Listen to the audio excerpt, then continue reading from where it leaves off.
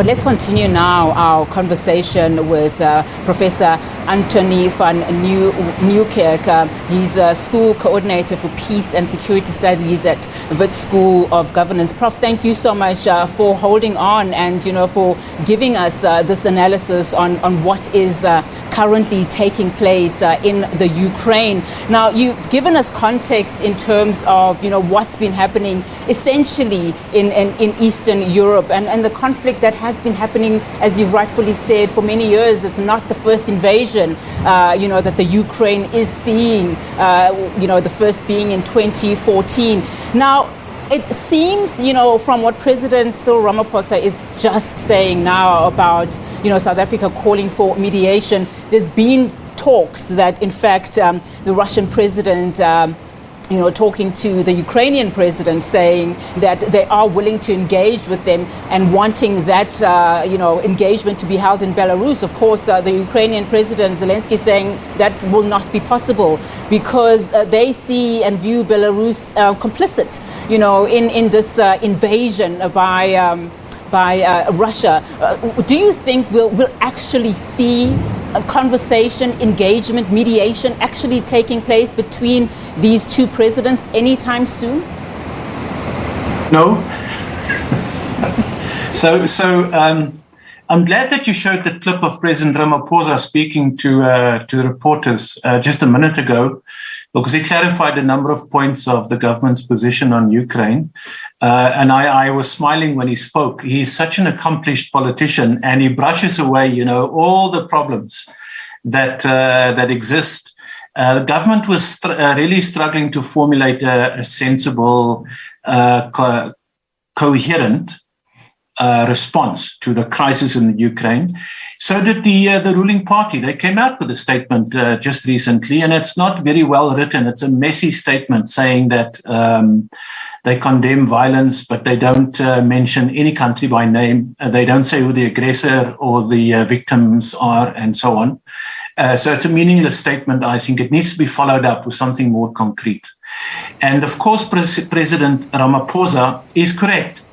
And I think we will support him in the call for mediation. But, mediation happens when there are certain preconditions. Things need to be in place. So if you put your boot on my neck and I'm lying on the ground and I'm breathing, I'm struggling to breathe, and you say, let's mediate, let's talk. I know who's going to do the talking and who's going to accept, the conditions of surrender. That is not what's going to happen right now. Putin is at the height of his strength right now. He might run into problems in coming weeks or months, but right now he's saying to the Ukrainian government, not even the government, to the Ukrainians, he doesn't recognize the government and he doesn't recognize the president as legitimate. So he's saying to the Ukrainians in general, look, we can talk about how you must give up a couple of things. 1, 2, 3, he's got a list of demands. And the Ukrainians are saying, no, we're not selling out like this. We're going to continue to resist. So the idea of talks, I would say, is premature. Remember, our own talks happened between the liberation movements and the apartheid regime when both were in a vulnerable position. They were unable to conquer the other side, so to speak. Definitively. And so there was room for negotiation. Currently, that doesn't exist in Eastern Europe. Putin is on a roll. He's deploying even more special forces and more military. And he seems bent or intent on taking Ukraine lock, stock, and barrel, a complete intervention and taking over the country. In fact, it's what we call regime change. We've seen that before. Imperial powers tend to do that, to remove those who challenge them or oppose them. I think Putin is trying to do that. And I don't see under current conditions. Let me quickly say, Macron of France tried to do exactly the same. And Putin played him very, very well. Macron was trying to mediate and negotiate and bring parties together to prevent the conflict. And Putin was using that time to prepare his forces to invade. Now Guterres of the United Nations, the chief, Secretary General, saying the same thing. But he's already shown his hand. He's shown sympathy and support for the one side. And one would argue that a credible mediator maybe needs to be trusted by all sides. And so it's going to be difficult for the UN chief to do this. I think the Security Council has a role to play. But again, it's a long story, but the short version is the Chinese and the Russians have a veto power. And so the French and the British and the Americans can try very hard to mediate through the UN system, but I don't see that happening anytime soon. And then, of course, there's a fancy idea that South Africans must go and make peace in Ukraine. I don't know how that's going to work. Now, I mean, I'm listening to you, especially talking about the history of what happened, in 2014, etc., with that invasion. And of course, in 2019, Moscow, in fact, issuing a first statement, warning against the U.S. influence in Ukraine, and as we were watching that, because he's obviously concerned about weakening the Kremlin. As the world was busy watching that, in 2019 of April, Zelensky, was made president with an overwhelming majority, a comedian. And then that's when we started seeing those NATO talks happening and so on. So, as we look at the history and as we're hearing what you are saying in terms of mediation being premature at this stage, one has to ask, is diplomacy dead, especially as it speaks to these two countries, given their history, in Eastern Europe? And further, I'd like to know, from you, do we still have room for compromise in the situation then? Yeah. So yes, the news is not good. Diplomacy is badly damaged as a tool to manage and resolve conflict. It seems to me that many people believe that violence is the way to resolve conflict and sort things out. Putin definitely believes so. And many in the West also believe that Putin needs to be put in his place now. And so there will be countermeasures beyond sanctions, I must say, because I'm not quite convinced that the sanctions package is going to bring Putin to his knees, as comprehensive as they seem to be. Remember, Iran suffered under comprehensive sanctions from the West to prevent it from developing nuclear weapons. And Iran is still there. The same with a number of other countries. So I think diplomacy is on the back foot. Yet, on the other hand, it's a paradox. We don't want war. If you speak to any European or German in particular, who has so much to lose from a deepening conflict in Europe, they don't want war. And they took a sort of a neutral position, but they were forced because of the horrors that are now emerging on the social media and on our TV screens. They are beginning to send weapons to Ukraine. But I must say, let me make this point. So the Ukraine is the flashpoint where everything is happening at the moment as we speak. And it's not a pretty picture. But Europe is being drawn in. If Europe is not careful, it might become part of Putin's plan. Putin's plan, what is Putin's plan? He wants to recover lost glory and lost ground. He wants to reconstitute the former Soviet Union into a Russian empire, minus communism if you want.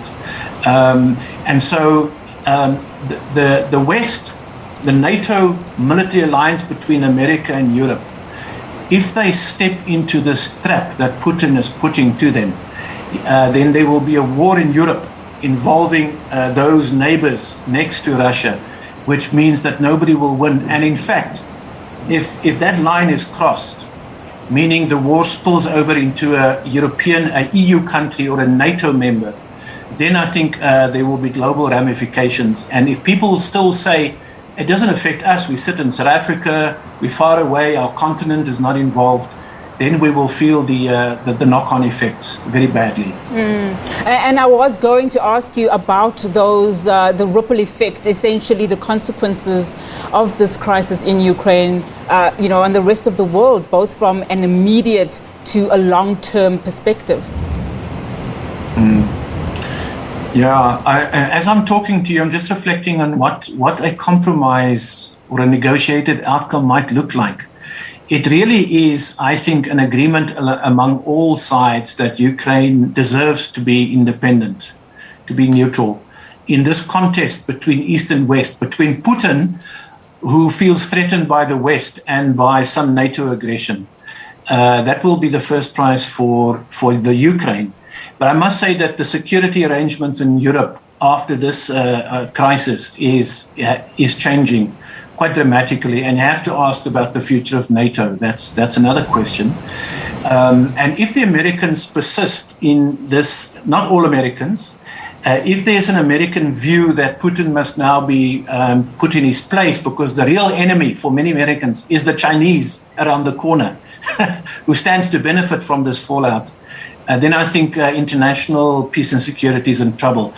It will affect us because immediately, the energy security and food security, and then the banking system and currencies, and then imports and exports. Those are the immediate victims, and we will suffer because of that. And I want to say one last thing. I don't know if you've seen on some of the social media a very disturbing development. African brothers and sisters who find themselves in the Ukraine are really on the back foot. They are not allowed to exit Ukraine to neighboring countries such as Poland.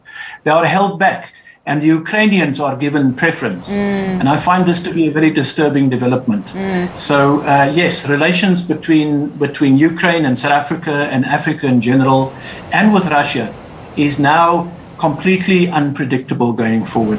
In fact, one South African was actually saying that it is very difficult for them to leave Ukraine. While some have, they were really had to wait long hours, at trains and at bus stops, and the preference was women and children that are Ukrainian. So it is sad what is happening in Ukraine in terms of that, especially when you look at the position that South Africa has, on this violence that's happening now. But Prof, I'd like us now to just on that compromise conversation we were having earlier, just to talk about this point. You mentioned America.